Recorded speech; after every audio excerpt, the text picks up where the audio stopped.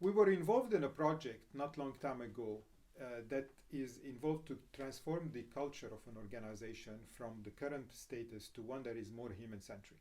And while we were on that project, we discovered that there was a discussion, or actually a decision that has been taken to move the offices of that organization from where it is now to one that is around 20 to 25 miles away. So based on this, we thought that there is an impact that's going to happen on the employees, whether we like it or not. And we don't know yet if that impact is positive or negative. So before we go down into the assessment and trying to come up with judgments on it, we decided let's sit with the CFO and understand the reason behind that move of the offices. So the CFO gave us the foundation for it, laid down the foundations, and it was mainly due to financial reasons. The cost of land where they are currently located was appreciated very much, and the prices at the other one was by far less.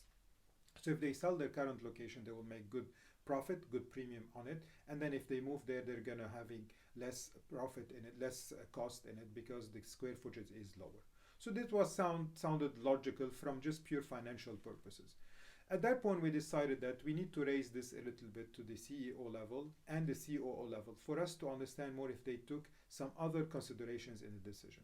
So during that meeting, the first thing we said is, did you calculate any of the impact this might have on the employees? And the way we looked at it, we got multiple answers from different individuals, but none of them was really satisfying to see if they have done enough to understand the impact this will have on their employees. At that point, we raised the question to the CEO, how do they consider their employees? And the first answer we got was, our employees are the most important assets. So this is where we got a laugh on it. And then we looked at the CFO directly and we asked the CFO, can you show us on your balance sheet where parts on which item in the assets are actually the employees located? And we got a smile back, a squirmy smile back with a giggle from the CFO saying, come on, I mean, we don't have it on the asset side. Actually, we have it on the cost side, which is under the liabilities. And at that point in time, the 3C level, they looked at us like, what are they saying? I mean, what's going on in here? So we told them, look, from one side, you say that they are the most important assets, but the way you measure them is they're on the liabilities. So let's take things to a next level. We asked the COO, have you done any survey or any assessment in terms of the additional commute your employees will be doing when you do this? He said, yes, I asked a few of them. Some of them said 40 minutes more, some of them 20 minutes more, some of them said 15 minutes more. Some of them, they said, you know what, it's going to be closer to me than this current location. So we asked them, can you conduct an analysis on the change this impact will have on the employees in terms of the average commute time, whether plus or negative, and calculate its cost using the hourly rate over one year time? And that's what the CEO and the CFO did together. And when we looked at the values were very high in terms of additional time and efforts that these employees are going to be putting forward. So then we asked, if these were really your assets, you're depleting them more now. So you're taking from them one additional hour. The average was calculated around 30 minutes. So you're depleting more from your resources, but at the same time, you want them to continue producing and delivering the same way. This does not work with humans.